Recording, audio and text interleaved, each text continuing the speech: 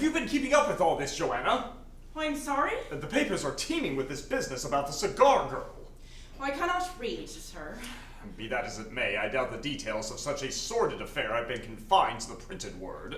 I've heard talk. Of that I'm certain, and would be surprised if that same gossip hadn't informed much of what was subsequently published. Listen to this. Sir, there's a gentleman at the door asking to see you. I'm scarcely back 24 hours, and already word has got round. In matters of dissemination, I fear the press shall be perpetually behind the times. He insists it's quite urgent, sir. Did the gentleman identify himself? It's Mr. Garrison, sir. Mr. Lon Garrison? Yes, sir. The Attorney General himself. He seems a very proper gentleman, well-dressed, and, if you'll forgive my saying so, a bit over-perfumed. He's a politician. Such men secretly fear that the true nature of their soul might betray itself olfactorily. Shall I admit him, sir? Please, and you best prepare the large pot of tea. If reputation is to be any guide, I expect Mr. Garrison to be rather long-winded. Yes, sir.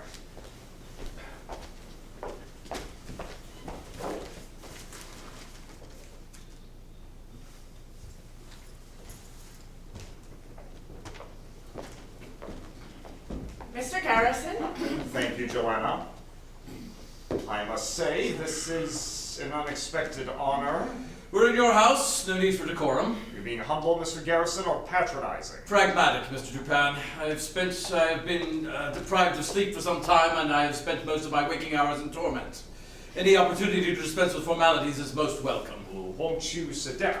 I presume you are aware of my predicament? I was abroad until yesterday and haven't had sufficient opportunity to catch up on the latest affairs of state. Were it simply an affair of state, I might enjoy a degree of impartiality, but this matter involves my family. Specifically your son, if I'm not mistaken. Ah, then you do know. Only what I was able to glean from a brief glance at this morning's Herald, which I give no more credence than it's due. Your distrust of the Fourth Estate is well established. Second only to your distrust of the judicial system, I believe. It is precisely because of that distrust that I've come to see you. As I said, your visit is premature. I've had little opportunity to familiarize myself with your situation, let alone form an opinion. What I have to ask you, to request of you, cannot wait. We have had our disagreements, often aired publicly, and I know you wholly responsible for, well, no sense in reopening old wounds. But, meeting you here face to face, I am compelled to confess the respect I have for you. Despite our adversarial past, I generally find your published editorials to be as prescient as they are provocative. I was under the impression you wished to dispense with platitudes, Mr. Garrison. Your transparent attempt to mollify me would be insulting were it not so obtuse. I beg you, come to the point. Very well. How much do you know about the cigar girl? I gather she is your ward, or rather was. A Parisian girl, wasn't she? Her name is Marie Roget. Came to New York 2 years ago.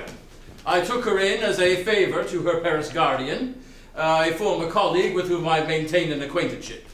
Recently, Marie was employed at Mr. White's, a tobacconist here in the city. Hence the cigar girl. I seem to recall having seen her there once or twice. I thought the sketch in the Herald looked familiar. 6 days ago, her body was discovered floating in the Hudson, in an area near Weehawken, New Jersey.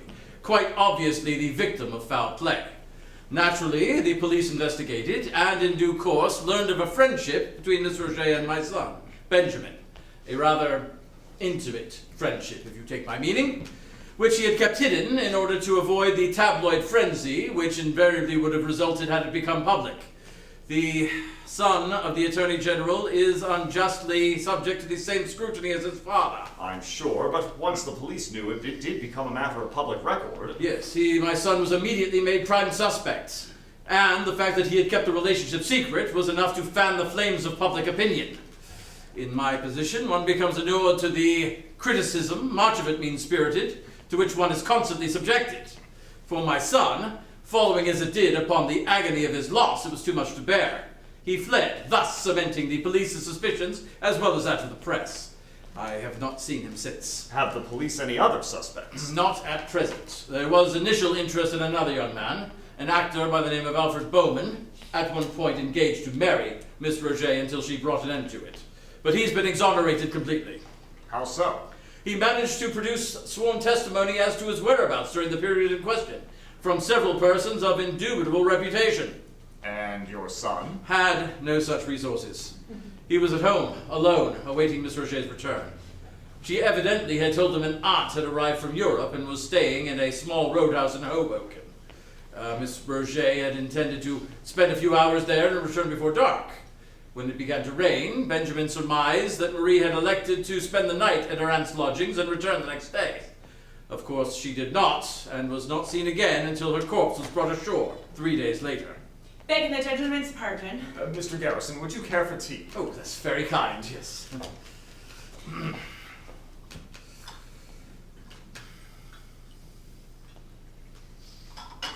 Sugar? No, thank you very much.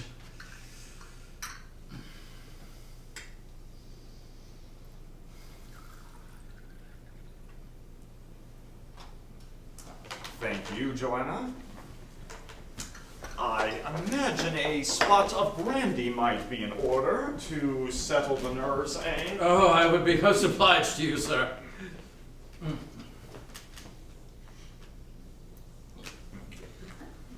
Now then, there must be a reason you traveled all the way here beyond a desire to recount these events to me. I wish to retain your services. My services? In what capacity? Well, to prove my son's innocence. Even if I were able to contrive a premise which contradicted the suppositions of the police, I haven't the authority. You are influential. You've earned the public trust. The fact that you've never been compelled to serve in the public arena merely strengthens your credibility. Now, our disagreements between the two of us are well known. If you were to come forward in defense of my son, the press would not dare contradict you. The mere fact of our alliance would be headline-worthy. And if my conclusions concur with those of the official investigation? They won't. How can you be sure? Because my son is innocent. Your certainty seems based on faith rather than facts, or is there more to this? If I am wrong, Mr. Dupin, then I am no worse off. I will pay whatever you require. In addition, I have offered a substantial reward to the person who can produce the true culprit in this crime, or culprits, as the case may be. What resources would be at my disposal? As the Attorney General, I can summon anyone you might wish to interview. And before you point out the conflict of interest, let me assure you that I am aware of it. If taken the task, I am prepared even to sacrifice my position in this office. Indeed. You must have known I'd be intrigued by the challenge. I expected the decision to solicit me obliged you to swallow a great deal of pride. And by that same token, it speaks plainly of your arrogance, considering our history. Assume what you will. The fate of my son is my only concern. Very well. You accept? I accept the opportunity at my discretion to determine the facts of the case. I will posit any conclusions solely upon their basis, irrespective of your interests. If your son is innocent, I will, insofar as I am given opportunity, testify to the fact. If guilty, the same applies. I ask nothing more.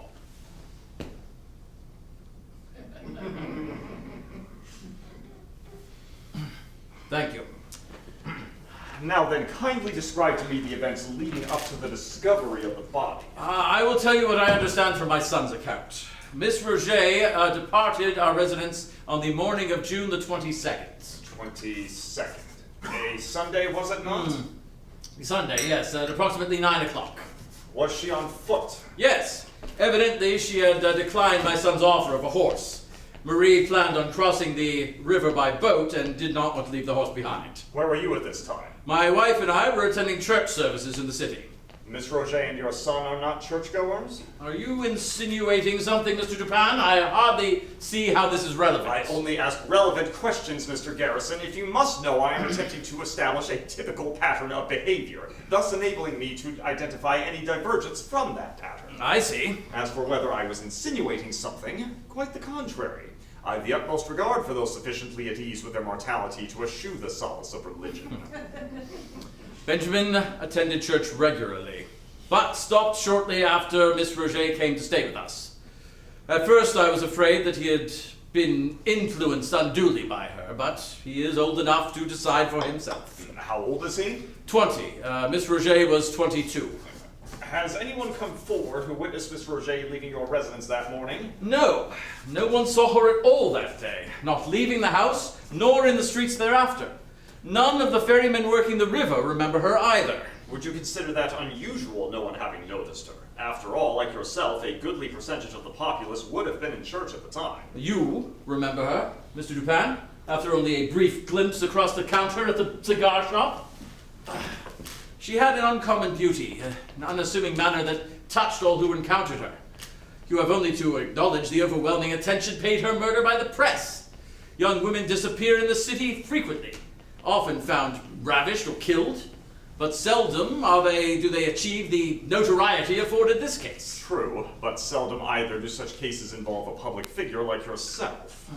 At any rate, I will concede the unlikelihood of her sustained anonymity, which suggests three possibilities. 1, she did not, in fact, leave the house that morning. 2, she was abducted shortly after leaving the house, then spirited away in some fashion. Or 3, upon leaving the house, she took care not to be recognized. And why on earth would she do that? I'm not saying she did do that, merely that it is one possible explanation for her not having been recognized. Well, we can also dismiss number 1, since she obviously did leave the house. At some point, yes, either of her own accord or at the behest of another. However, we only have the word of your son, a suspect in her murder, that Miss Roget left at 9 o'clock that morning. I gather from your countenance that this line of reasoning conflicts with your own presumptions.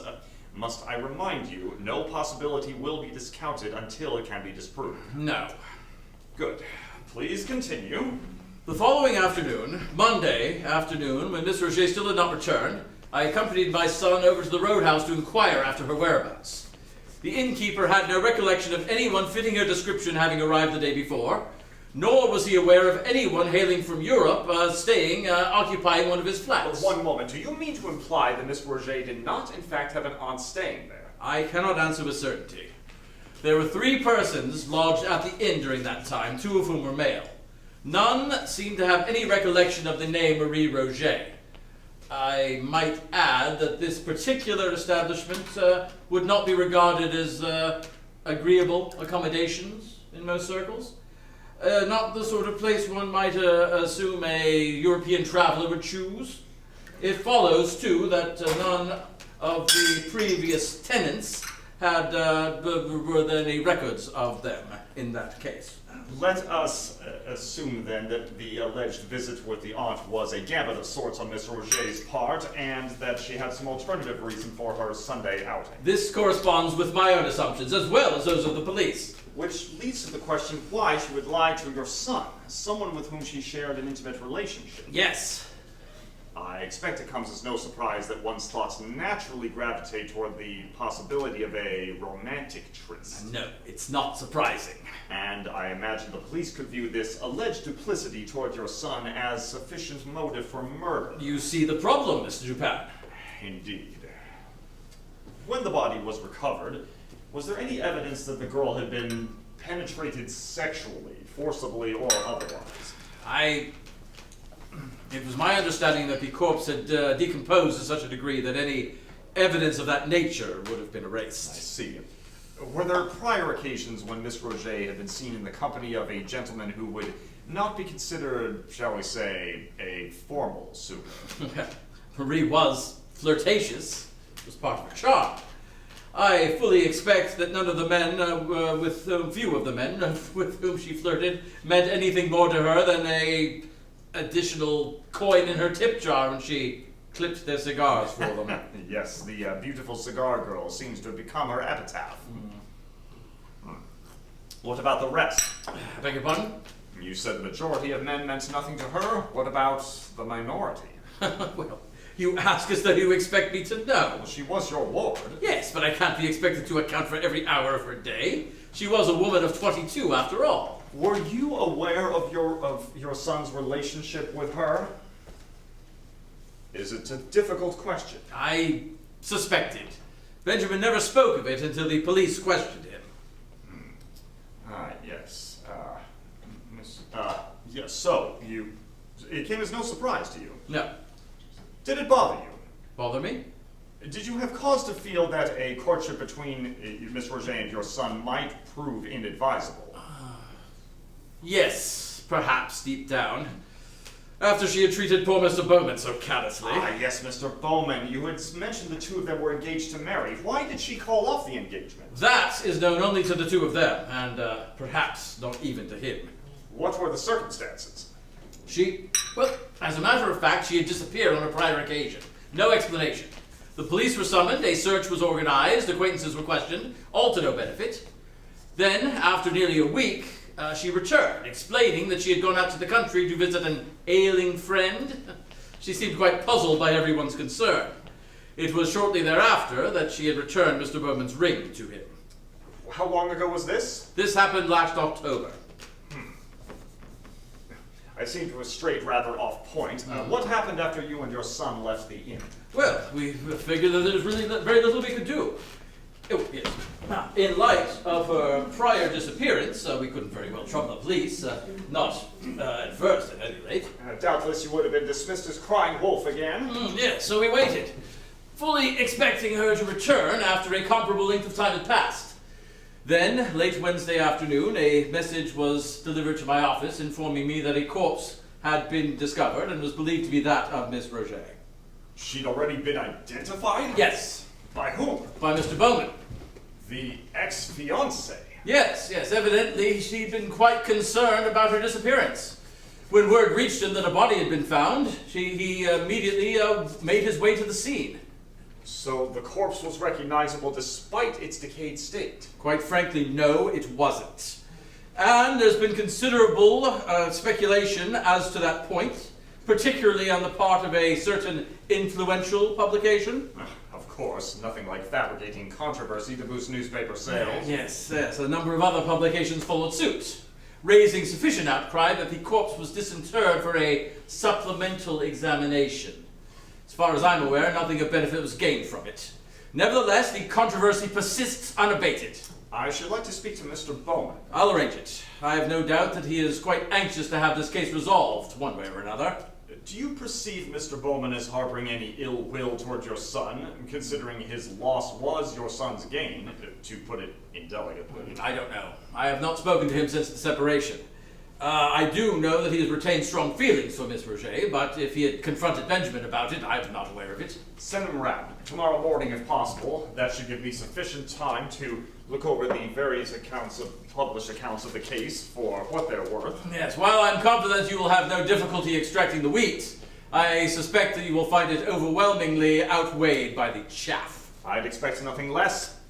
We are talking about the sensational slaying of a young woman. No self-respecting journalist could be expected to confine himself to an objective recitation of facts, now could he?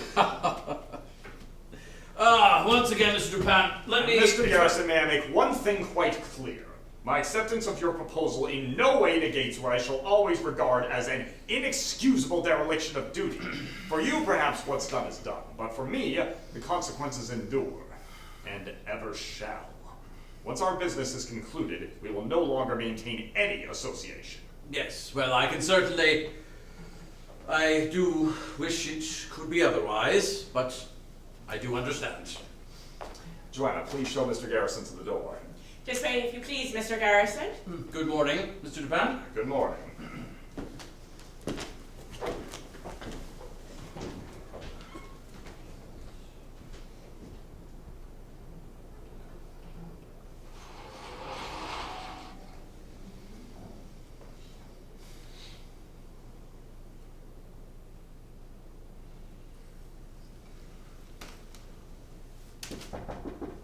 Come in.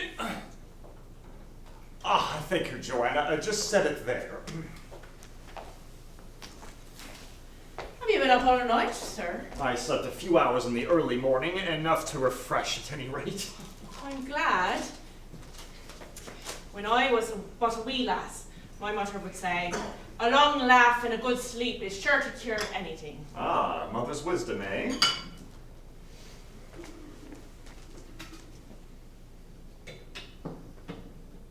Will you be needing anything else then? Yes, I'd like to know your opinion of this case, the cigar girl murder. Oh, I've only heard tell, you know. Yes, that's why I'm curious. And most of these publications go to great lengths to sensationalize the incident, whether for the entertainment of their readership or, in some cases, to advance a particular agenda. Often, though, a writer seems either to be indulging in unsubstantiated speculation or brazenly flaunting his ignorance of scientific precedent. Begging your pardon, sir. I don't know what you're asking me. What do you think happened to the girl? Oh, well, I think she was sad. Sad. Yes, sir. Bad things often happen to sad people. Oh, she had secrets, you know, things she couldn't tell another soul. Things that made her sad. I don't want to give the notion I knew her in person. I'd often see her at Mr. White's when I went to fetch tobacco for my husband. She was very friendly with the gentleman there, always giggling and such, but underneath, it was plain to see. Did you ever ask her why she was sad? Oh no, sir, it was hardly my place. As I said, I didn't know her. Yet you knew she had secrets. Well, it's spoken of often, among the working folk anyhow. How she never spoke about herself except in the most plain fashion, never saying anything personal. Perhaps she was merely a private person. I thought so too. I even mentioned it in conversation once. The others laughed, said she's awfully popular for being a private person. Did the gossip make mention of affairs, romantic liaisons, and the like? Oh yes, pretty young thing like her had everyone envious. Seen in the company of so-and-so, or wearing a fancy brooch displayed in such and such a window. Oh, and that affair with Mr. Bowman.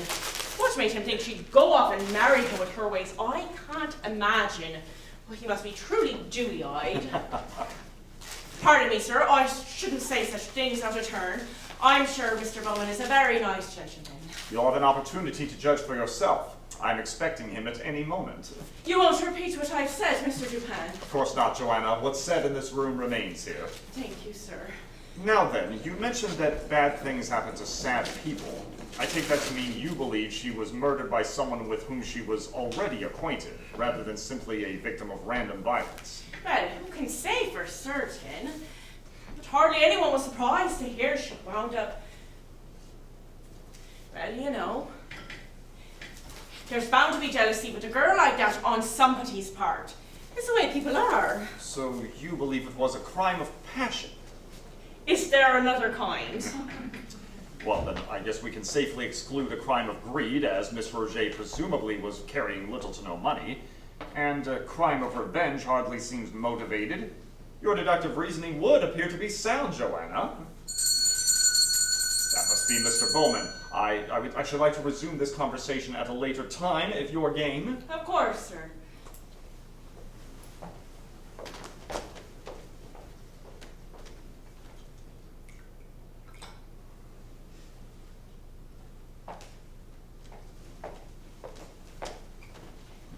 Mr. Alfred Bowman. Mr. Bowman, thank you so much for agreeing to meet with me. May I offer you some breakfast? Thank you, sir. I've already eaten. Do you mind if I? Please, don't let me interrupt you. Thank you, Joanna. Once again, may I express my appreciation for your coming by this morning. I hope it didn't inconvenience you too often. No, I so seldom have an opportunity to escape the city. I quite enjoy the trip. Make yourself at home. Are you sure I can't offer you anything? Tea? Oh, thank you. No, I don't drink tea. Ah. If I may ask, is that a voluntary abstinence or something medically prescribed? Voluntary? I'm relieved to hear it. You're too young to be stricken by such an horrific ailment. Or I advise to give up tea for medical reasons. The consequences of not doing so had better be sufficiently dire. Certain death would be subject to deliberation. You do have a sense of humor. You sound surprised. Well, sir, never having met you, I had only your reputation on which to base any judgment. And you were engaged to Lon Garrison's ward. Under his tutelage, you doubtless envisioned me with horns on a trident. He did carry on about you at times. All the more surprising he'd ask me to submit to your inquiries. As with any politician, opinions are like undergarments. If not changed periodically, they are liable to grow offensive. At any rate, in future I shall endeavor to include humor in my editorials, if for no other reason than to give me license to dismiss my critics as spoil sports. By all means. I presume Mr. Garrison informed you of the reason for my involvement in the Marie Roget case. Oh, not entirely, but I assume he wants you to help improve Benjamin's innocence. Do you believe Benjamin to be innocent of the crime? I don't know if he is or not. I didn't expect you would know. I was simply asking your opinion. I know that may sound an odd request since it's inadmissible as evidence, but since I am not the police and this is not a courtroom, I'm blissfully free of the constraints imposed by the legal process. Well, in my opinion, Benjamin Garrison isn't the type. Of course, I can't imagine why anyone would want to harm Marie. I'm intrigued by your enduring fondness for her, given your, what I'm told was a rather unorthodox courtship. You didn't know her, Mr. Dupin. Yes, she chose to rescind her pledge to become my wife. It's a woman's prerogative, is it not? I was simply surprised she agreed to the engagement at all. She was a jewel, rarer than any yet unearthed. No man was truly worthy of keeping her, but how can one resist coveting such a treasure? Indeed. I understand you are the one who identified her corpse for the police? Yes, I arrived shortly after she was brought ashore. Don't mistake my meaning, but it's rather remarkable you should have exhibited such clairvoyance in your interpretation of the news that a body had been recovered. It was a young woman dressed in the manner Marie had on the morning of her departure. Such a description could apply to any number of women. Marie had gone missing. I was concerned for her well-being. She had gone missing before. And I was equally concerned on that occasion. As it turned out, my concern was unwarranted, but I hardly should have negated such feelings in the future. I hope you'll indulge my candor, Mr. Bowman, but you must have been aware of the reputation, however unfounded, that Miss Roget had cultivated. At no time was your impression of her compromised because of it. I seem to recall you challenging the accuracy of your own reputation a scant few minutes ago, Mr. Dupin. As in your case, Marie's reputation was somewhat exaggerated. An excellent point. Let us move on to an even less savory topic, the corpse itself. Are you comfortable discussing this?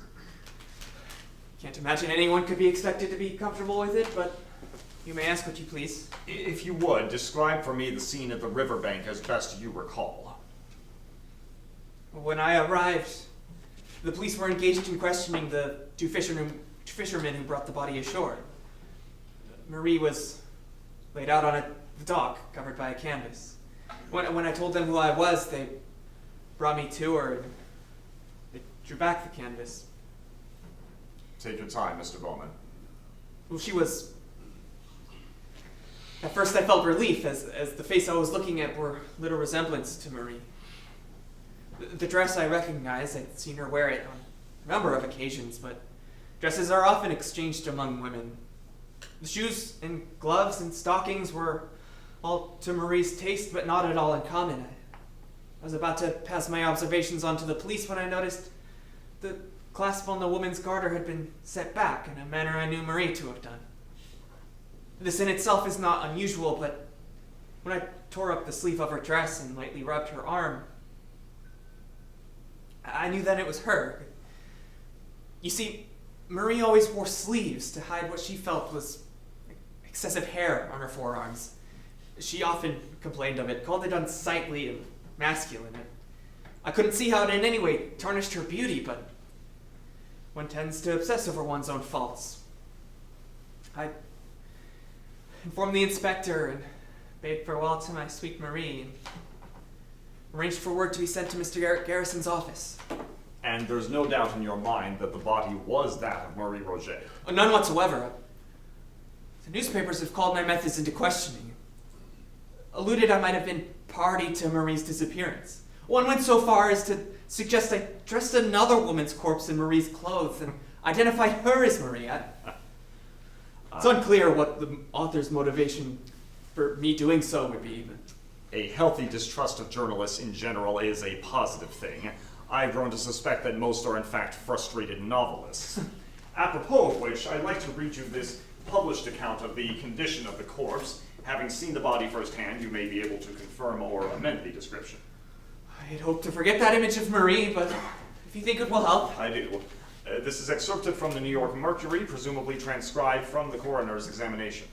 The face was suffused with dark blood, some of which issued from the mouth. No foam was seen, as in the case of the merely drowned. There was no discoloration in the cellular tissue. There was a mark about the size and shape of a man's thumb on the left side of the neck, and 2 or 3 marks on the right side resembling the shape of a man's fingers. The arms were bent over on the chest and were rigid. The right hand was clenched, the left partially open. On the left wrist were 2 circular excoriations, apparently the effect of a rope. A part of the right wrist also was much chafed, as well as the back throughout its extent, but more especially at the shoulder blades. The flesh of the face and neck was much swollen. There were no cuts apparent or bruises which appeared the effect of blows. Are you all right, Mr. Ball? Yes. Yes, please, continue. The dress was much torn and otherwise disordered.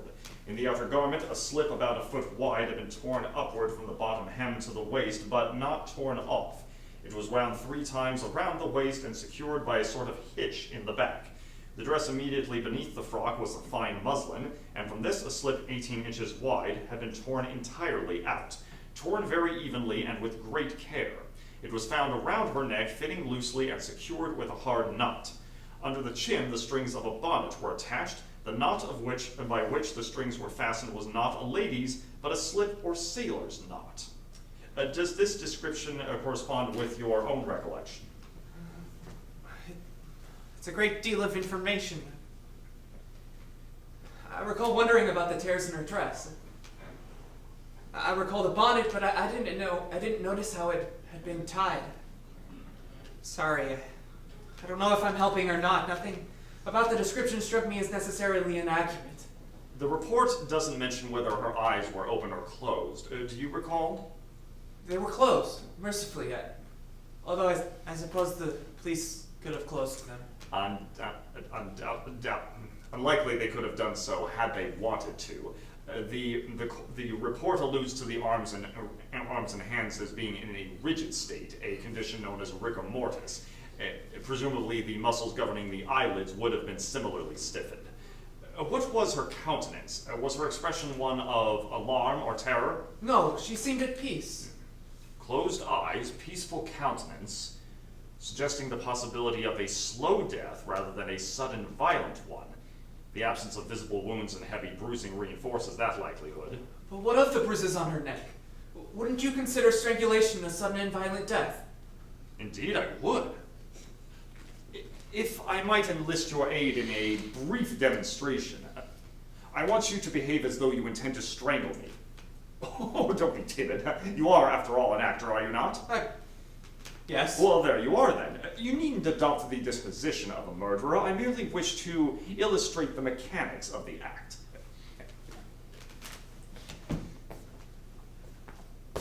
That's it. Good. Now then, if you truly intended to strangle me, this is how you would go about it, yes? Well, yes, I suppose so. As would I. Now, if you'll note the position of your hands, you'll note that you have instinctively placed your thumbs just above my Adam's apple. I say instinctively on the presumption that you've had no practical experience. No. I'm delighted to hear it. Ingrained in you is the knowledge that the thumb is the strongest of the human digits, and therefore the most effective for applying the necessary pressure to seal off the trachea, preventing respiration and resulting in asphyxiation.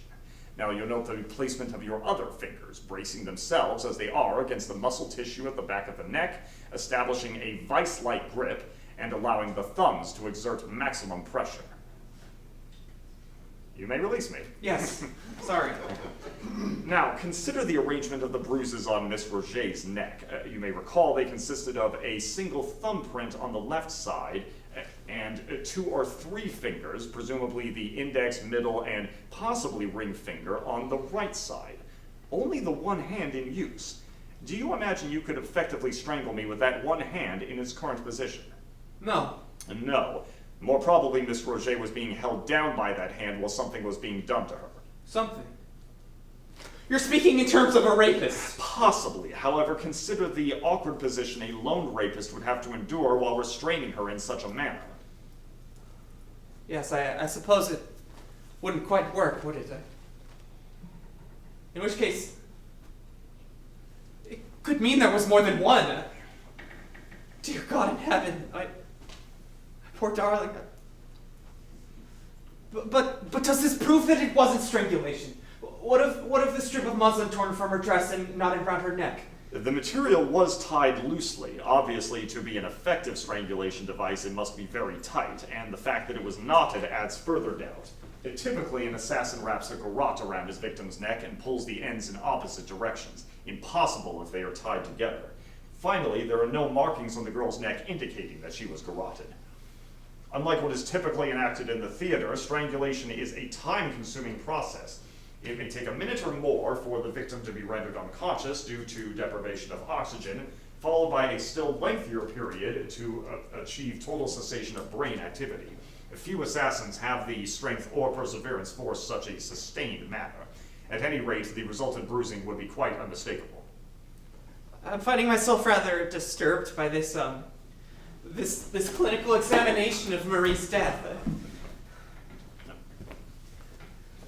It isn't pleasant.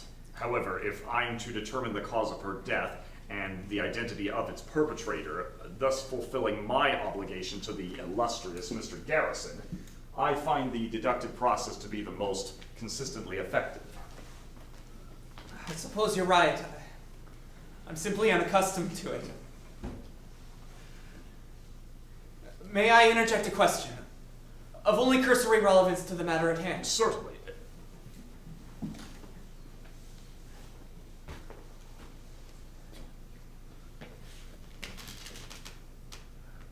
What instigated the rivalry between you and Mr. Garrison? Rivalry is the wrong word, Mr. Bowman. The appropriate phrasing would be disgust on my part, hubris on his.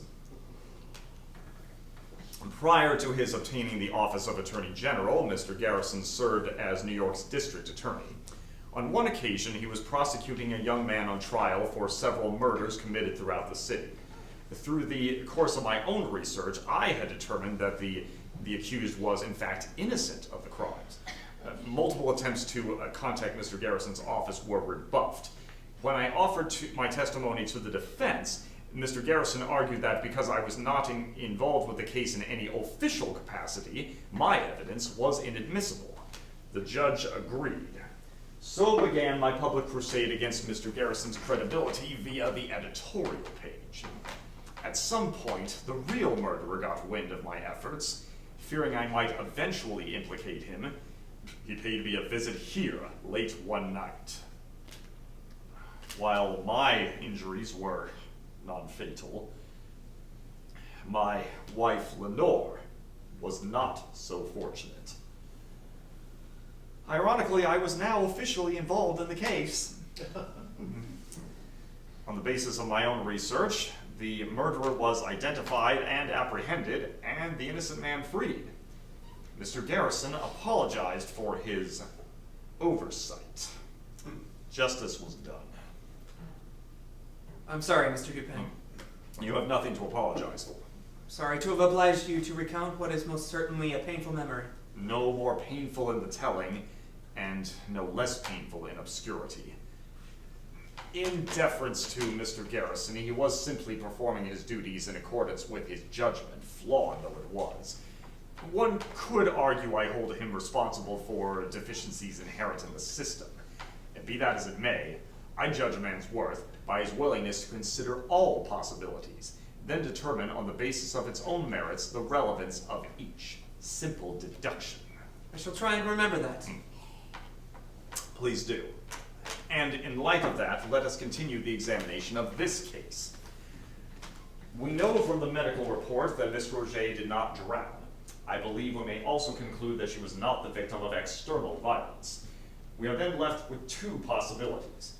The first, that she died of natural causes, is inconsistent with the circumstances of her discovery.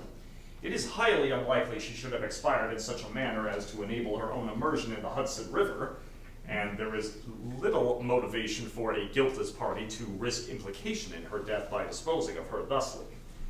It is the second possibility, therefore, on which we shall focus our attention, namely, an unnatural death by non-violent means. Do you mean she was poisoned, something of that nature? Poisoning is undoubtedly effective when one wishes to leave no trace. Can you tell me, did Miss Roget display a fondness for the opiates? Certainly not. You answered rather hastily. One might even say defensively. What are you getting at? Nothing more than exploring possibilities, Mr. Bowman. As an actor, as an artist of the theater, I expect it's commonplace for you to be exposed to such substances. Judging by the extent of your relationship with Miss Roget, it follows that in all likelihood she too would have been exposed. Marie had no need for drugs. Nor liquor either. You're certain of that? Yes. Very well. Though it does not exclude the possibility that they could have been forced upon her, either in a quantity sufficient enough to end her life, or in combination with some other means. She could, for example, have been drugged, assaulted, and then smothered, perhaps with a cushion or a jacket. How would you characterize your relationship with Benjamin Garrison? I'm sorry? Oh, forgive me, I'm swapping horses midstream, as it were. Benjamin Garrison. I presume the two of you became acquainted during the period of your courtship with Marie Roget. When she left you and began seeing him, was your opinion of him altered? I wasn't aware they were together until it came out in the papers. Indeed. She kept it hidden even from you. Do you find that odd, considering your closeness to her? Yes. Do you imagine it's possible she could have kept other secrets, perhaps of a personal nature, or perhaps even during the period of your engagement? I don't know. Make no mistake, my intent is not to discredit you or Miss Roget, nor do I mean to imply that she was in any way deserving of her fate. But if I am to reconstruct the crime of her murder, I must know everything I can about her in order to determine what is relevant and what is not. Do you understand? Marie expressed to me on a number of occasions her opinion of Benjamin Garrison. Which was? She thought of him as something of a rube. Sweet, but desperately naive. Yet he perceived her as being attracted to him. Either she was being insincere in her interactions with him or with you, or perhaps both. Am I correct in assuming you first met Miss Roget at the tobacconist's? That's right. Not surprising, considering one may find actors, writers, politicians, all manner of dignitary and luminary frequenting Mr. White's establishment, in no small part, I might add, due to Miss Roget's presence. Wouldn't you agree? Yes, quite. Her rapport with the clientele was renowned, and no doubt intensifying the public's fascination with her demise. Still, amongst all those potential suitors, it was you who succeeded in winning her favors. Commendable indeed. Thank you. If I may be so brazen, could you care to divulge a bit of your, technique? There was no technique involved. I simply treated her with kindness and respect. As ye sow, so shall ye reap. A truism, if ever there was one. Incidentally, I seem to recall the newspapers reporting a neighbor of yours having spotted a rose in the keyhole to the door of your flat, accompanied by a small slate bearing the name Marie. This was, I believe, a few days prior to her disappearance. Yes, Marie attended one of my performances the evening before. The rose was congratulatory. I was under the impression that such gifts are generally bestowed at the theater immediately following the performance. No, quite true. I suspect she was rectifying an oversight. Ah, yes, of course. Well, Mr. Bowman, I have consumed enough of your time. You have been most helpful. Again, my sincerest thanks for your patience with my inquiries. I'm only too pleased to be of service. Oh, sir, if you please, I must ask you to wait. Mr. Dupin is listening. This cannot wait. I must speak with him immediately. Stand aside, madam. I'm sorry, sir, he refused. It's all right, Joanna. Yes, sir. Mr. Garrison, I ask in future you show the proper respect for my staff. Mr. Dupin, my son is dead.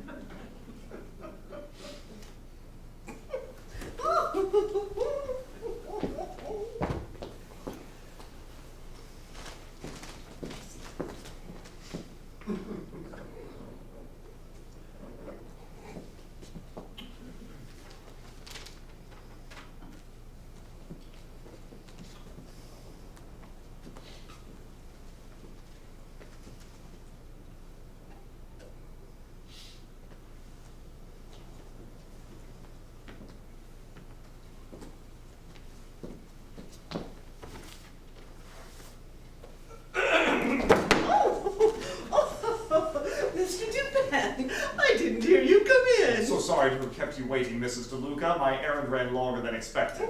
No problem, Mr. Dupin. I hope you didn't mind me snooping around just now. It's just that, well, to think, this is where it all happens. Where what all happens? Well, this is where you make up your stories, isn't it? Ah, yes, I see. One could say that, I suppose. This is where they're set down, at any rate. I just love your stories, Mr. Dupin, especially the mystery stories. Oh, my grandsons, too. Oh, they love for me to read to them at bedtime. Why they don't have nightmares after me filling their heads with tales of ghosts and murders and black cats and whatnot, well, it's beyond me. I have to sing myself a quiet hymn or two just to get any sleep at all. While I appreciate the compliment, it's never been my intention to deprive my readers of sleep. Yesterday, when Mr. Garrison bade me come see you concerning this business with his boy and that unfortunate young French girl, God rest their souls, well, I thought I'd faint dead away to think a simple tavern mistress being interviewed by the famous Mr. C. August Dupin. Well, I was so nervous I forgot to bring a magazine for you to autograph.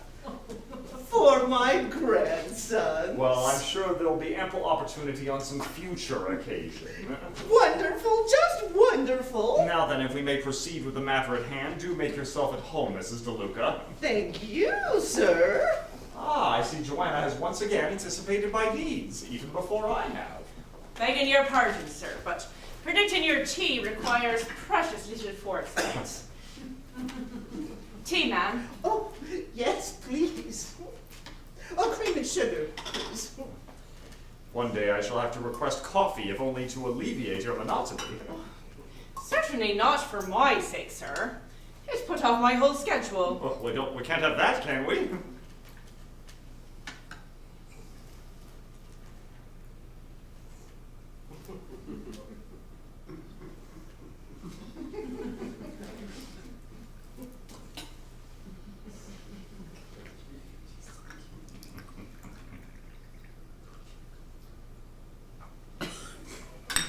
Help yourselves to the cakes as well, Mrs. DeLuca. Joanna prepares them from her grandmother? Great-grandmother. Great-grandmother's recipe. I have no clue what's in them, in which regard Joanna insists I am better off, but they are uniquely divine. Thank you, sir. Thank you, Joanna. Now then, Mrs. DeLuca, I am given to understand it was your grandsons who first spotted Benjamin Garrison's body in the thicket. Yes, Jamie and Alex, that's their names. They were out running an errand getting sassafras bark for me. I brew a lovely root beer down at the tavern, you see. Very popular with those newspaper types who've been coming around lately since all this started up. You should try some, Mr. Dupin. I look forward to it. Pray, continue. Well, the boys came running in, carrying on about a man they'd found asleep in the woods. They couldn't wake him up, so I went out to look, and sure enough, he'd passed away. I searched through his pockets to see where he'd come from. That's where I found the note. Yes, the note. To the world, here I am on the very spot. May God forgive me for my misspent life. That's what it said, exactly word for word. So I sent the boys running for the police, and that's when I found the lady's effects lying about. Could you describe the scene for me? Oh, it's just saying it says in the paper. I prefer your own words, if you don't mind. Well, you have to kind of know the spot. Out in this clearing, in the middle of this clearing is a certain stones are arranged in a particular way, like a throne. You know, where a king would sit. The boys call it the stone throne. You see, the middle stone is like a seat, you see, and behind it is a backrest, and then up front is a smaller stone, like a footstool.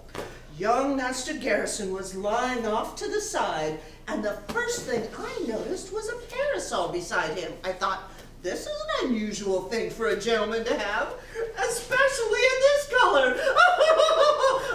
Oh, but it was all mildewy, and the grass was growing going through the lace. I thought this was an unusual thing. It must have been there much longer than him. His clothes were all new looking. I tried to open the parasol, but it tore. That's when I noticed the petticoat on the bigger stone. And then the middle stone, the sitting stone, there was a silk scarf. And then lying about, I saw the gloves and the pocket handkerchief. And the pocket handkerchief was somewhat distinctive, was it not? Oh, yes. It had the initials MR embroidered right on it. Well, I didn't put it together at first, not until the newspaperman came around, that it stood for Marie Roget. Do you recall anything else about the clearing itself? Oh, yes, it was all trampled down. Bushes broken, strips of fabric like they'd come from a lady's dress were hanging in all the branches, and there must have been a terrible struggle because there were footprints every which way. Oh, poor thing. Did everything remain as you had found it before the police arrived? Yes. Well, except for the parasol. I picked that up without thinking. But then I remembered your stories, Mr. Dupin. I shouldn't touch a thing, lest I disturb a clue. Quite right. You had mentioned that the clearing was a favorite playing ground of your grandsons. When was the last time they had actually played there? You know, the police asked that very thing. The boys couldn't remember for certain. It had rained, and I wouldn't let them go play in the woods. The last thing I needed is for one or the other of them to catch their death in some damn thicket. Well, that was an unfortunate choice of words, wasn't it? Your meaning is clear, nonetheless. Miss Roget is believed to have vanished on the morning of June the 22nd. From that point until her corpse was sighted on the afternoon of June the 25th, her whereabouts have yet to be established. The articles were found by you on the morning of July the 1st, correct? In which case, assuming they were abandoned at the time and place of Miss Roget's murder, the shortest period of time they could have remained there undiscovered was nearly a week. This is so exciting, Mr. Dupin! Just like one of your stories! Is it reasonable to imagine that your grandsons could have refrained from entering the thicket, their favorite playing ground, for an entire week, perhaps longer? Well, I don't know.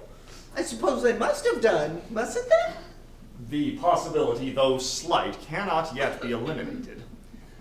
I understand the police questioned you with regards to several incidents you claim to have witnessed which may be relevant to this case. Would you be so kind as to recount them for me? Yes, well, as I mentioned, one of the items in the thicket was a silk scarf. I remember a woman coming into my establishment wearing that same scarf. It was about 4 o'clock in the evening on, I can't be certain, it was the 22nd or 23rd of June. I remember in particular because I had a similar scarf, a gift given to me by my late husband, God rest his soul, a prized possession much missed after it was lost during a ferry crossing. So, when I saw the scarf in the clearing, I knew it must have been worn by the woman. Do you recall anything else about the woman? Oh, she was very pretty, but also a little sad. I remember seeing the sketch of the French girl in the newspaper and thinking that certainly could have been her. Why, you hadn't reported this to the police sooner? No, well, I had no reason to put the two together. The French girl was found downriver near Weehawken, wasn't she? The woman with the scarf was not alone, is that correct? Oh, no. She was in the company of a dark-complected gentleman, not colored, mind you, dark, smartly dressed, about 30, 35. They ordered refreshments. I served them. He had whiskey. She had a lemonade. They didn't talk much, and when they did, it was so quiet I couldn't hear a thing. Something else of interest occurred that same evening, did it not? Yes. Shortly after the couple left, 4 young scoundrels came in, making a big noise, wanting drink, and, well, I didn't want to serve them, but as there were 4 of them and I was all alone, I didn't want any trouble. What time was this? Oh, about 7 o'clock. Anyhow, these miscreants made short work of a batch of cakes and a bottle of brandy, and they left without paying as much as a penny. Well, I didn't know what to do, so I just said, good riddance to the lot. A little later on, I was startled by that of a scream outside. Oh! I went upstairs to check on the boys, but they were safely in their bed. I remember thinking it could have easily been a woman's scream rather than that of a young boy. You didn't investigate further? No, as I said, I was in the tavern alone and wasn't about to leave the boys upstairs asleep. Of course.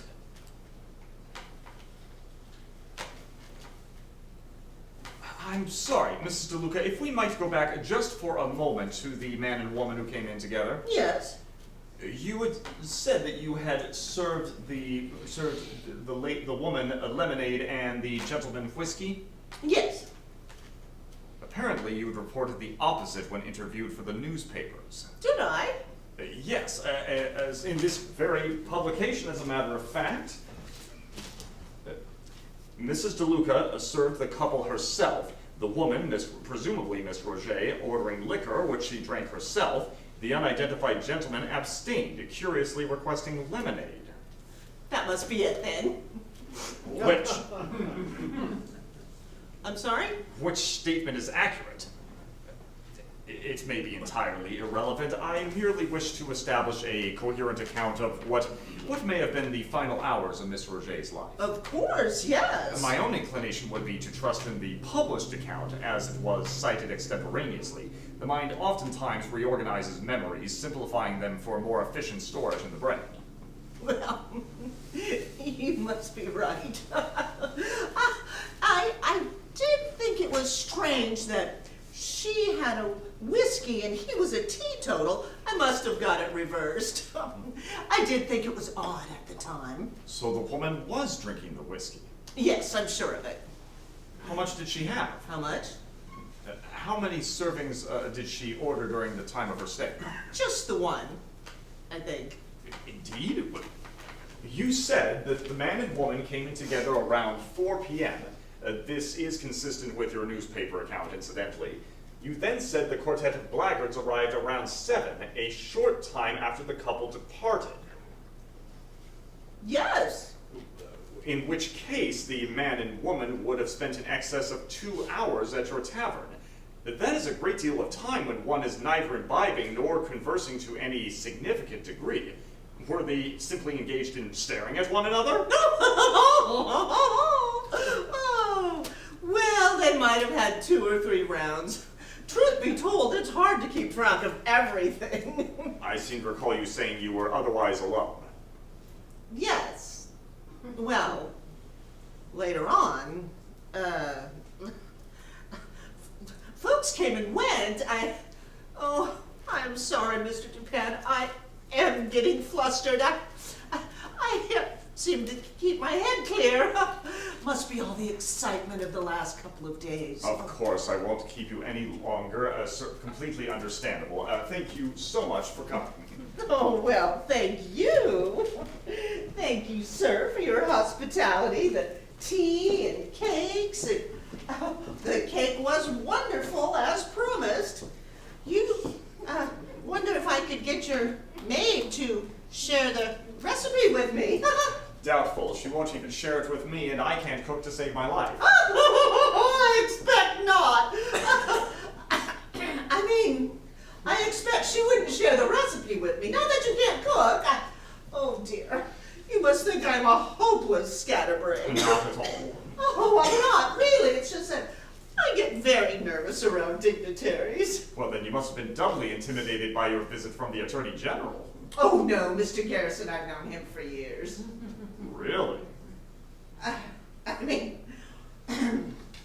Perhaps what I should have said was, he's been a patron of my tavern for years. Not on a regular basis, just now and again. An odd coincidence, is it not? Oh, I don't know what you mean, sir. Well, never mind. Here's Joanna to show you to the door. again, my thanks to you, Mrs. DeLuca, and please offer my best wishes to Jamie and Alex. Oh, I will, sir, and thank you.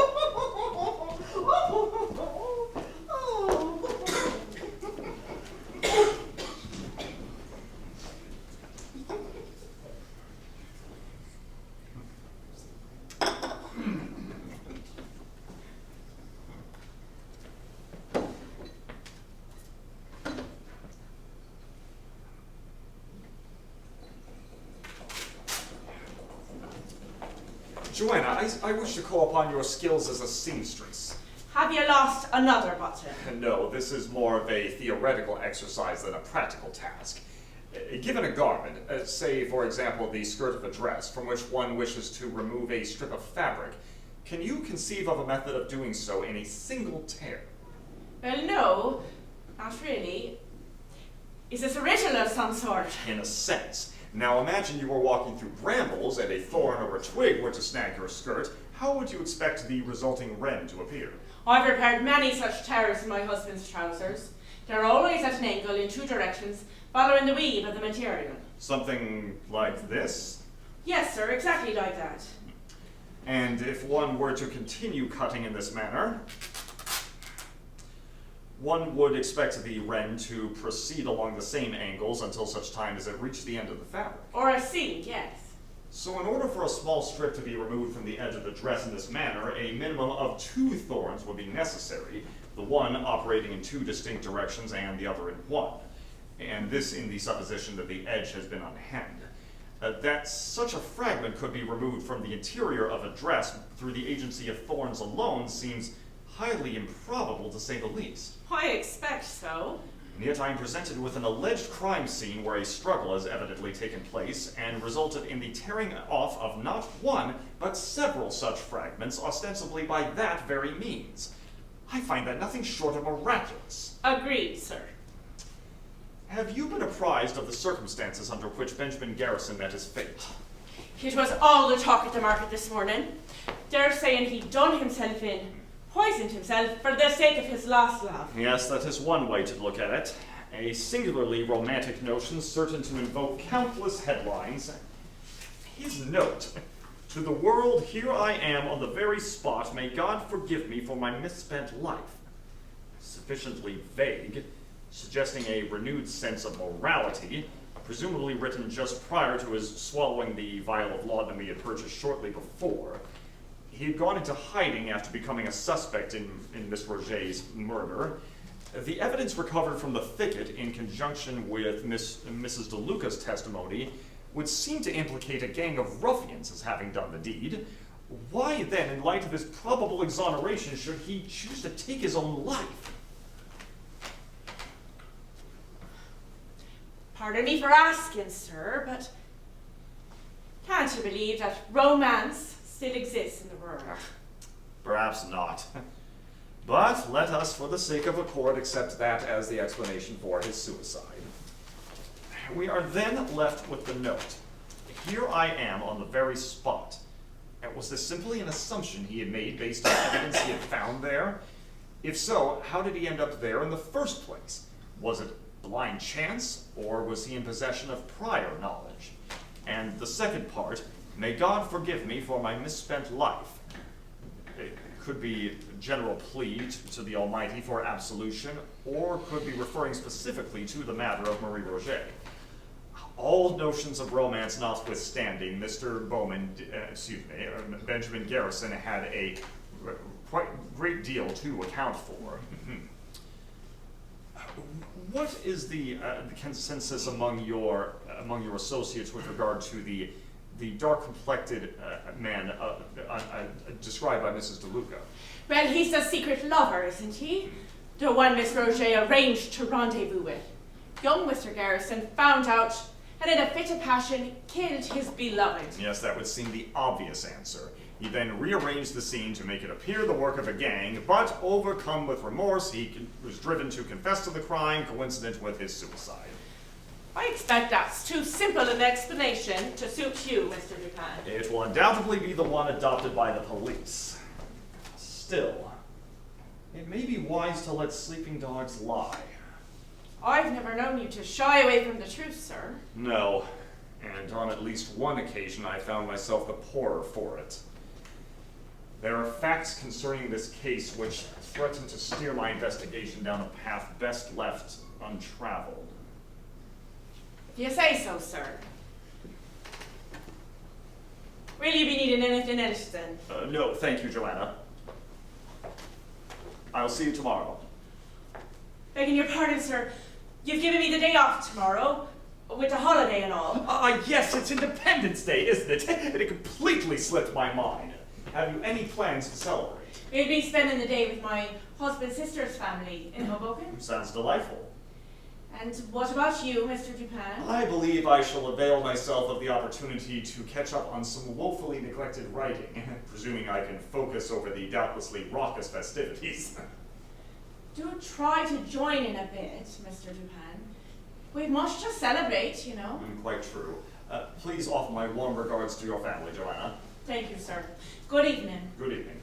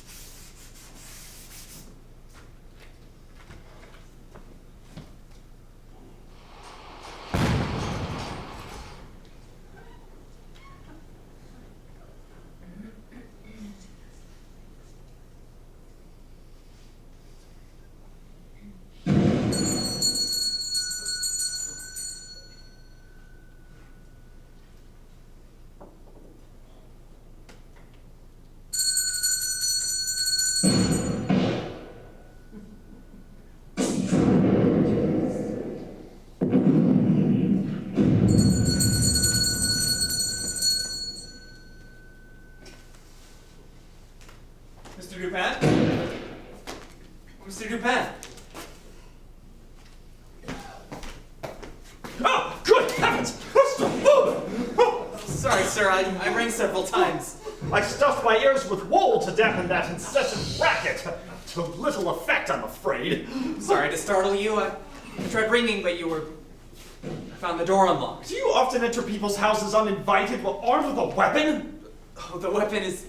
I thought I might join in its celebrations later this evening. Splendid. One more intoxicated celebrant discharging his firearm into the air. Have these fools considered that the world's gravity does not observe the July 4th holiday? That each expelled projectile must eventually make its way back down to the earth without regard for whomever or whatever may be in its path? Well, sir, I always aim in the direction of the water. Those traversing the waterways doubtless appreciate your consideration.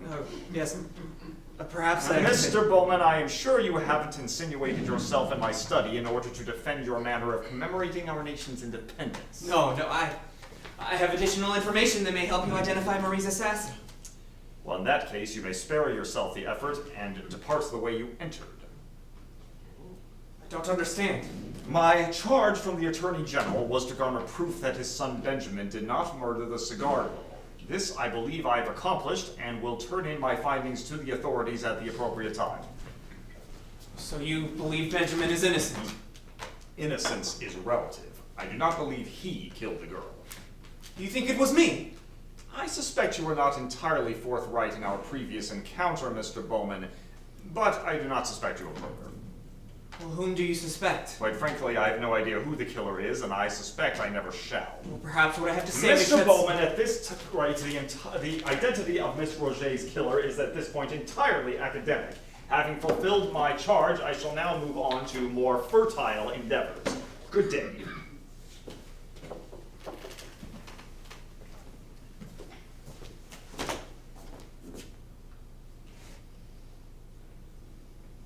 You're frightened, aren't you? Have you been threatened, sir? No. Experience has simply taught me to identify a tree that is likely to bear fruit from one that is barren. Or poisonous? You're trying my patience, Mr. Bowman. I beg you, sir, do not abandon Marie so callously. You may be the only hope for her soul to rest in peace. I do not believe in ghosts. Well then, for the sake of your own peace of mind, Marie did not deserve her fate. You said so yourself. I am an author of short fiction and sometime commentator on the decadent state of modern society. It is the responsibility of the police to solve They problems. will not solve it, you know that. You've begun to equate the circumstances of this case with the one that resulted in the loss of your wife. I obviously did not know her, but let me ask you this. On that occasion, would she have preferred you'd stay silent, knowingly allowed an innocent man to hang? There is a very good reason for your popularity among the common people of this city. You were their voice, their steward of accountability. You might not be beholden to them, but can you, in good conscience, simply abandon them? Abandon Marie! Very well, Mr. Bowman. What is this new information you are so eager to impart? Well, sir, it's not in fact new information, but rather a memory that was rekindled when I read the testimony of the tavern mistress, specifically the part containing the dark-complected man she described accompanying Marie into the tavern. What of it? On one occasion during my engagement to Marie, I was attending with her a function hosted by Mr. Garrison. As one would expect, the guests were comprised primarily of well-to-do notables, the sort of people Mr. Garrison prefers to keep company. At one point, I recall noticing Marie was engaged in conversation with a man whom one might naturally describe as dark-complected. He seemed about in his early 30s. Another woman, his wife, I later learned, stood beside him. I recall asking Marie who it was she'd been speaking with. She said he was a doctor. A surgeon, more precisely. He maintains a lucrative practice somewhere in New Jersey. I thought nothing more about it until I read about the man in the tavern. Of course, the two events may be entirely unrelated, but I thought I should inform you nonetheless. Yes. Did Miss Roget happen to mention the name of this surgeon? She did. I'm afraid I've forgotten it. It was an unusual name, rather exotic. Was it Eustache by any chance? Yes, I quite believe that's correct. Do you know him? Only by reputation. He once practiced here in Manhattan until a client of his died, a patient had died due to a careless oversight. The resulting scandal had deprived him of his clientele, forcing him to relocate his practice. I hadn't heard where he wound up. Well, I don't know whether this information will be profitable for you or not, but I hope you will consider following through with your investigation. I shall consider it. That must be Mr. Garrison. I sent word to have him come around at this hour. If you would be so kind as to admit him on your way out. Yes, of course. And thank you, Mr. Bowman. Your concern is most appreciated. Thank you, Mr. Dupin.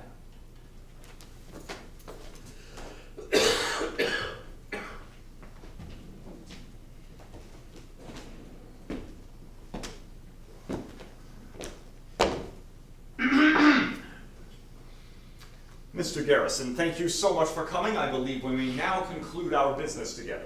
Mr. Dupin, Benjamin's death has refueled lurid speculation among members of the press. This matter can hardly be considered resolved. On the contrary, I have no doubt your son is innocent of the crime. Then we're in agreement. It quite obviously was the work of that gang of blackguards, drunk off their malevolence and their ill-gotten brandy.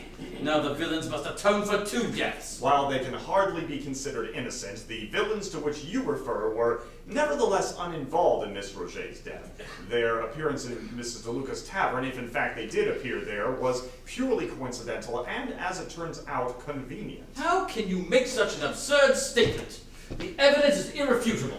Even the ferryman reported the same 4 individuals as having crossed the channel later that evening, looking, in his own words, quite agitated and in a rush. Yes, for they had undoubtedly been up to no good. An incident which seems to have been forgotten in the wake of the publicity surrounding Miss Roget was an attack on a young girl, which happened on the evening of the 23rd, not far from Mrs. DeLuca's tavern, in which 4 individuals of similar description have been implicated. The girl was ravished, but otherwise unharmed. And do not such gangs often embark on rampages, attacking several victims in a single evening? True, but even inebriated rampaging blackguards know the penalty for murder. The second girl was ravished at a very late hour. If we're to assume that Miss Roget was set upon shortly after saying goodnight to Mrs. DeLuca, it follows that the second girl would have been attacked after her. Are we to assume then that having committed a crime punishable by the gallows, these same individuals proceeded to not only hunt for another victim, but did so within the immediate vicinity of their first quarry, and after lingering there for over an hour? Irrational though it may seem. I offer too the evidence I discovered in the thicket, ostensibly the scene of the crime. Let us suppose Miss Roget was abducted by these four miscreants who stifled her cries, except perhaps for a single scream heard by Mrs. DeLuca, and bore her into the thicket. Restraining her upon the stone throne, they removed her petticoats, inexplicably placing them atop the larger stone rather than simply tossing them aside. Evidence of good breeding, perhaps? Yes, and then they proceeded to have their way with her. Except by some miracle, the waif managed to free herself from the clutches of her four vigorous male captors and embarked on a defiant struggle. In the course of which the undergrowth was trampled, broken, and otherwise disbanded. And at various points during this struggle, the thorns and twigs conspired to tear out with a tailor's precision strips of fabric from the girl's garment. And Miss Roget also availed herself of the opportunity to dispense of such superfluous items as her scarf, parasol, gloves, and a handkerchief. Finally, however, the poor girl was overcome by larger, superior numbers and perished, presumably of fatigue, since there's no evidence of cuts or cutting or bruising in any manner. And surely the four ruffians were then faced with the realization of what they'd done and agreed to dispose of the body in the river. Yes, but despite their number, any one or two of whom could have easily carried the petite Miss Roget, all four were so preoccupied as to completely overlook the discarded items, including the conveniently monogrammed handkerchief. They did, however, take the time to retie Miss Roget's bonnet for her. Good breeding again, no doubt? Well, Mr. Dupin, now that you've had your amusement at my expense, would you care to describe what you do believe occurred? Firstly, in considering the involvement, if any, of your son Benjamin in this affair, I have very little on which to base a conclusion. Only the word of Mr. Bowman and yourself and the suicide note in his pocket, the wording of which casts considerable doubt upon the probability of Benjamin's guilt. You had mentioned before that he was, for much of his life, a churchgoer. In his note, he asked God for forgiveness for a misspent life, but doesn't elaborate further. If he had killed Miss Roget, I would expect that the reason for his suicide would have been remorse for that crime above all. He would have felt compelled to confess to the crime in order to unburden his soul. By that same token, I do believe that he felt responsible for Miss Roget's murder. Why should he feel responsible if he had no part in it? I did not say he had no part in it, I said he was not guilty of it. Ah, I see your maddening tendency to split hairs is coming into play. Not at all. I believe Benjamin mistakenly concluded that Miss Roget was killed as a result of something he had done, and that was the reason he took his own life. But I'm getting ahead of myself. Let us again examine his note. At the time of his death, your son believed himself to be at the very location where Marie was killed. While she may have spent her final hours there, I believe the actual means of her death were administered elsewhere. Based on the coroner's report and the observations of Mr. Bowman, it seems clear that something was done to her which led to her death over a period of hours. Wherever this event occurred, it was somewhere the killer dared not keep her too long, so he bore her onto the thicket where she remained until she died. If it took hours for Miss Roget to die, then how do you justify the killer waiting all that time before burying her body to the river? Because the killer was not the one who deposited her in the river. Ah, well, I see you've abandoned grasping at straws. You've grasping at straws. Well, two persons were present at the time the lethal injury was dealt. The one One restrained her at the throat, her wrists having been tied, and the other, the killer, removed her petticoats in order to facilitate access to her nether region. You may spare me the sordid details, Mr. Dupin. After the deed was done, Miss Roget lay dying. The conspirators bore her to the thicket, depositing her upon the stone throne. Why not just dispose of the body with resolute dispatch, then? At that point, the killer felt it was in his best interest to depart the scene, leaving it to his accomplice to foot the bill, as it were. The hapless accomplice probably left the scene in order to avail himself of a boat, which he did, returning sometime later to find Miss Roget deceased.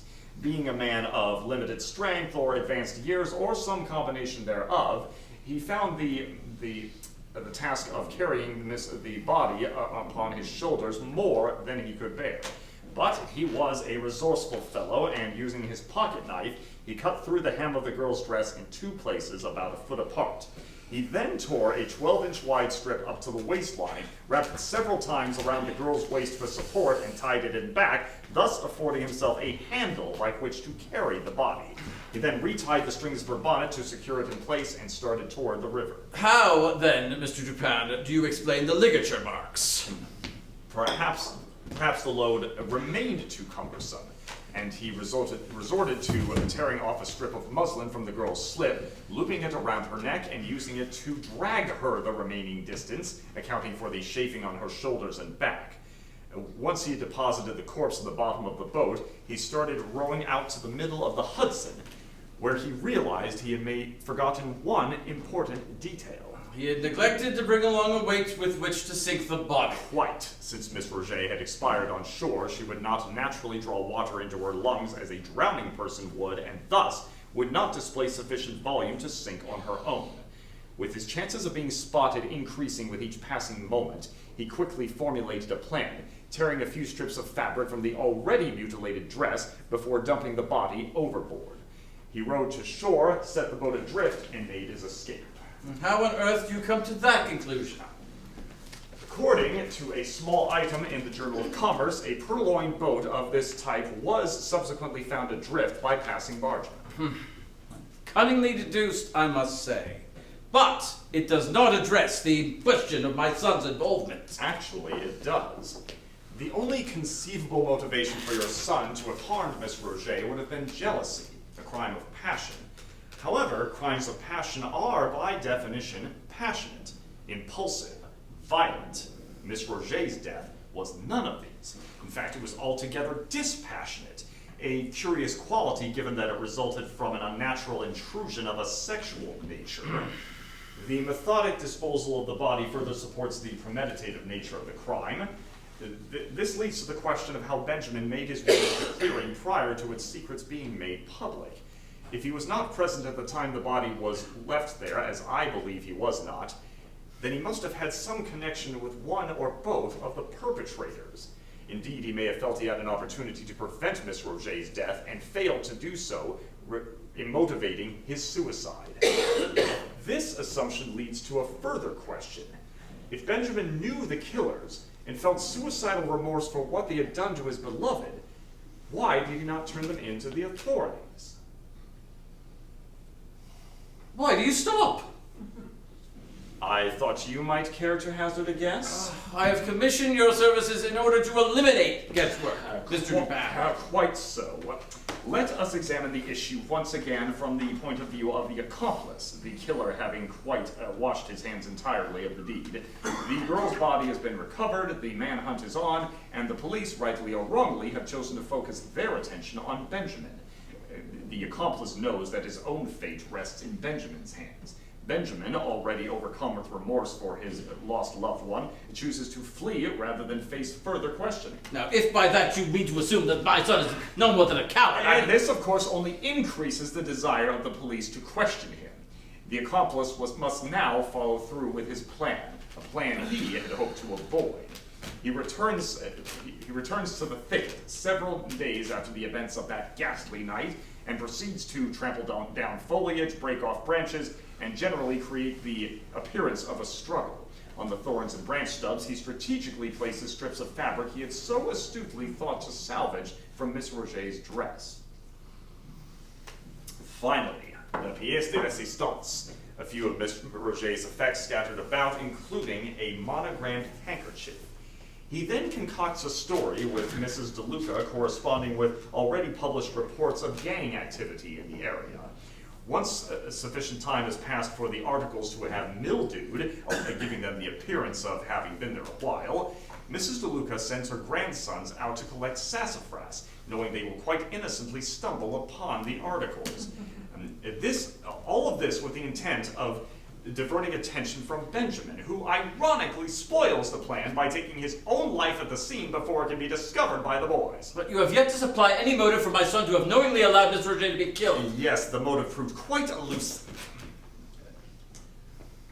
I was about to abandon all hope when the missing piece of the puzzle was unexpectedly handed to me. As a self-professed devotee of my mystery fiction, Mrs. DeLuca has apparently embraced several of the guidelines presented therein. One is that evidence at a crime scene should not be disturbed. Another is that a lie should contain as few untruths as possible. This turns out, well, it rather helps in case you might forget a detail one may have invented. For her story of the trouble-seeking blackguards to serve its purpose, she would have to plausibly recall having seen Miss Roget that same day, hence the story of the silk scarf. I believe Miss Roget genuinely did appear at the tavern that afternoon, and since it is unlikely she would have done so on her own, I also believe the description of her dark-complected companion as accurate as well, as few untruths as possible. And Miss Roget Mrs. DeLuca inadvertently offered another clue when she recalled that Miss Roget had imbibed several servings of liquor while her companion only drank lemonade. But it wasn't until a connection was suggested between the mystery man and a disgraced surgeon by the name of Eustache that everything fell into place. You mean Dr. Sebastian Eustache? Is he involved in this somehow? He was observed on one occasion in the company of Miss Roget. I believe he is an acquaintance of yours as well. Yes, we see him and his wife socially. Do you believe him to have had an affair with Marie? No, actually, I do not. I do believe, however, that he is Miss Roget's killer. That is preposterous. Why on earth would he want to do that? He didn't want to. It was an accident. Such things occasionally occur in the illegal abortion trade. My God! The whiskey Miss Roget drank served as an impromptu anesthetic. The doctor, to his credit, wisely abstained. I suspect Mrs. DeLuca offered for a fee a relatively private backroom facility safely disassociated from Dr. Eustache's legitimate office in case of just such a mishap. Miss Roget was restrained by the accomplice while the doctor began the procedure. When things went awry, Mrs. DeLuca demanded that the dying girl be removed from her premises. The rest I've already established. Then Marie wasn't murdered after all? Not as such, no. Yet someone had a keen interest in preventing the truth from being revealed, and going to great lengths to do so. Someone for whom Benjamin would die before turning in to the authorities. This person made a small but crucial error. Among the personal effects distributed around the thicket belonging to Miss Roget was a pair of gloves. But Miss Roget was already wearing a pair of gloves when her body had been recovered. The likelihood she would have been carrying two pairs of gloves with her seems rather remote, which implies that the articles found among the thicket were gathered from among her belongings sometime after her death. And who would have had access to said belongings? The most likely candidate would be Benjamin. However, he had already fled by that time and, as I have already established, lacked any motive. Are you implying that Mr. Dupin, you have overstepped the boundaries of rationality? I think not, for you had more than your own reputation at stake. You had employed Dr. Eustache's services before, last October to be exact, when Miss Roget vanished the first time. Sir, you are quite out of line. Those not otherwise blinded by her beauty noted that Miss Roget had a general air of sadness about her. this seems inconsistent with her popularity among the well-to-do gentlemen of Manhattan who lavished fancy tokens upon her. Many of these same gentlemen who frequented Mr. White's establishment were members of your own social circle, Mr. Garrison. You, who boasted particular influence over one of the most coveted young women in New York. Such influence, in fact, that as Attorney General, you could quite easily arrange for her deportation should she refuse to offer to extend her favors to those you deemed worthy. Mr. Dupin, that is quite enough! This is my house, Mr. Garrison. You are not being detained here against your will. I will not have my name be fouled by such prevarications. Are they? I suspect it was you who demanded Miss Roget terminate her engagement to Mr. Bowman, and I suspect it was Benjamin who felt responsible for her pregnancy, a notion you made no effort to discourage, even after she had died from the abortion attempt. Have you any idea who actually fathered the child, Mr. Garrison? Mr. Dupin, you may think you can exact some sort of revenge on behalf of your wife, but I have all the force of law on my side. And I promise you, your slanderous allegations will quickly crumble, burying you! You may be right. However, I have the court of public opinion on my side, and unlike yourself, a reputation within that court of integrity and impartiality. Do you truly believe the law will shield you from the scandal that will overtake you like an avalanche?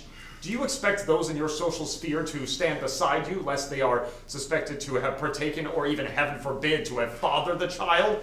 Have you complete faith that Dr. Eustache and Mrs. DeLuca, when faced with an insurmountable wall of public scrutiny, will neither slip up nor cave in? Your lofty facade is showing a distinct pallor, Mr. Garrison. The aspect of this case that I find most astonishing is the fact that you, in your limitless arrogance, solicited my help, confident that I would not see through your cleverly conceived deceptions. Once again, having duly fulfilled the task presented to me, establishing your son's innocence, I consider our business concluded. Yes. There only remains the matter of your reward.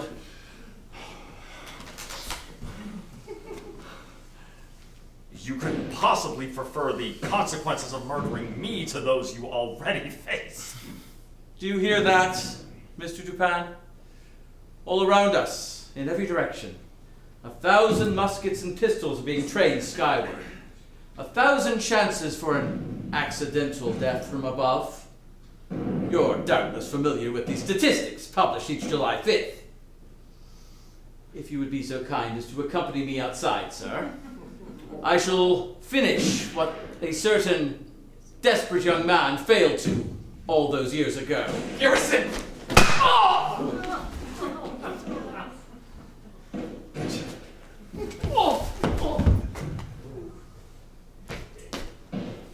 You were listening from the hall? Yes. Thank you, Mr. Dupin, for freeing Marie's soul. I'm not certain I can spare you from the gallows, Mr. Bowman. Well, if you're willing to try it, I can think of no one I'd sooner have on my side.